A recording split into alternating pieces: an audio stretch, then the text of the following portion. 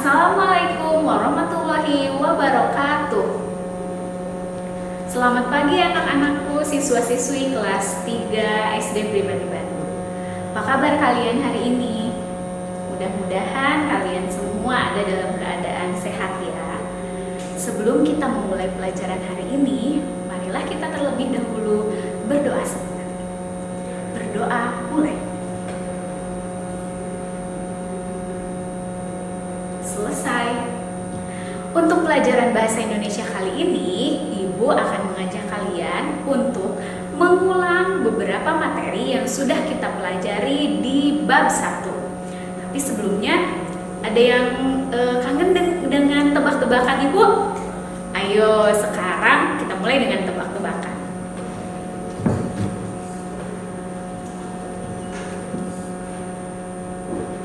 Ini tebak-tebakannya cukup mudah. Jadi benda apakah ini? Benda ini merupakan sumber energi paling besar di muka bumi ini. Kalian bisa jawab? Itu di dunia ini. Iya, betul sekali. Jawabannya adalah matahari. Dan tahukah kalian matahari itu terbit di sebelah timur dan tenggelam di sebelah barat. Nah, pertanyaan yang kedua, kenapa matahari bisa tenggelam? Ada yang tahu tidak? Menyerah? Jawabannya karena matahari itu tidak bisa berenang, jadi dia tenggelam deh. Nah, sekian dulu tebak-tebakannya. Sekarang kita akan merangkum pelajaran-pelajaran yang sudah kita pelajari di bab 1, pelajaran bahasa Indonesia. Masih ingat temanya apa? Betul sekali, makhluk hidup.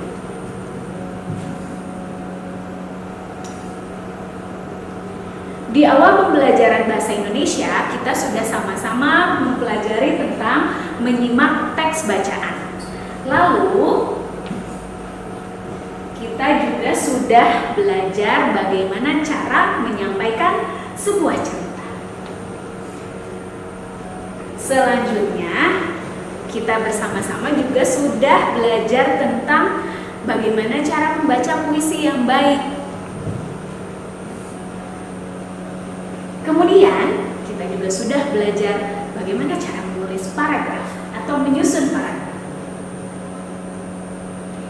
Selanjutnya, terakhir kita sudah belajar membaca teks bacaan. Masih ingat dengan cerita Komodo? Ya. Dan ada 3 kecakapan berbahasa yang kita pelajari juga, yaitu menggunakan tanda hubung, kata penghubung, dan kata depan dari dan ke. Kita lihat satu-satu ya.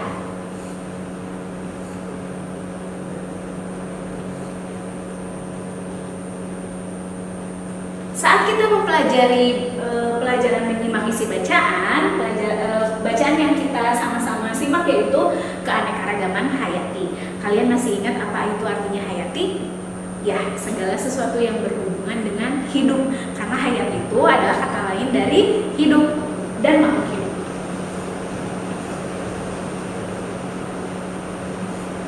Lalu yang kedua, kita juga sudah sama-sama mempelajari menyampaikan isi cerita.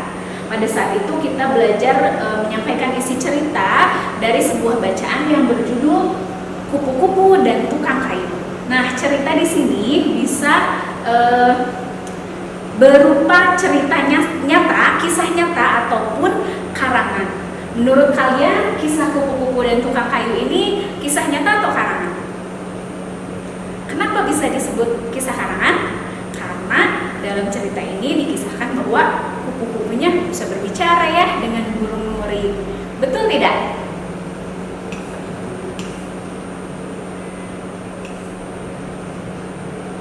Nah, selanjutnya kita juga belajar membaca puisi. Kalian tentu sudah tahu bahwa cara kita membaca puisi dengan membaca teks bacaan biasa tentu saja berbeda. Mengapa berbeda?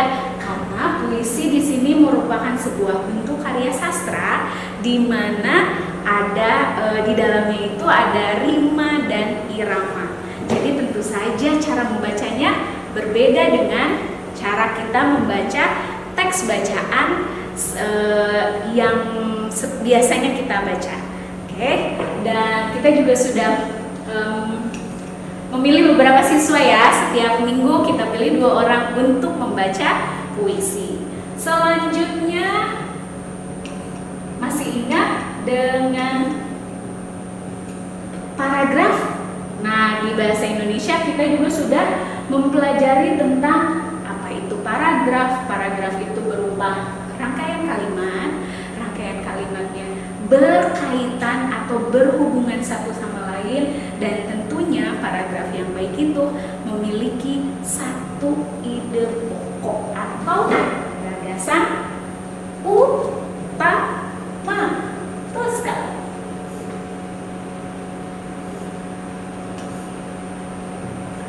Nah, selanjutnya kita juga sudah belajar tentang membaca teks bacaan.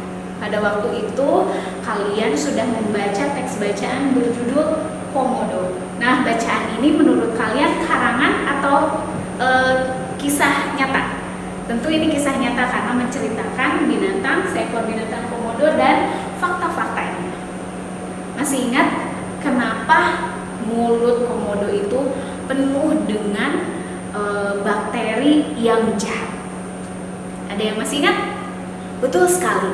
Jawabannya karena ketika mengunyah makanan, komodo itu gusinya berdarah, dan darah itulah yang menyebabkan mulutnya dipenuhi oleh bakteri jahat.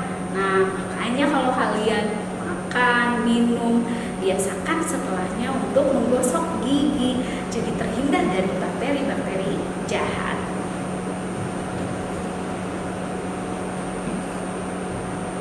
Selanjutnya kita sudah belajar juga tentang tanda hubung. Tanda hubung itu biasanya dilambangkan dengan tanda seperti garis kecil gitu yang menghubungkan 2 kata yang katanya biasanya kata orang.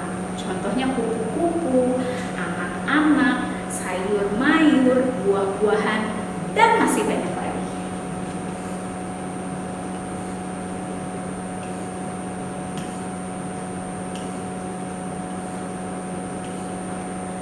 Selain tanda hubung, kita juga sudah belajar tentang kata penghubung. Kata penghubung ini menghubungkan 2 kejadian atau 2 kegiatan sekaligus, dan kejadian atau kegiatannya berurutan dan ditandai dengan 3 kata, yaitu kemudian, setelah, dan sebelum. Kalian bisa berikan satu contoh? Misalnya, sebelum berangkat ke sekolah, Aidin terlebih dahulu sarapan di rumah. Nah, seperti itu ya. Lalu yang terakhir dan tidak kalah penting, kita juga sudah belajar dan berdiskusi tentang kata depan ke dan dari. Masih ingat ya? Kata depan ke itu menandai hubungan arah menuju suatu tempat. Contohnya, Aca pergi ke sekolah. Sedangkan kata dari menandai hubungan asal. Contoh, Samudra baru datang dari Samarinda. Nah, itu dia materi-materi yang sudah kita pelajari bersama-sama di pelajaran Bahasa Indonesia bab pertama dengan tema makhluk hidup.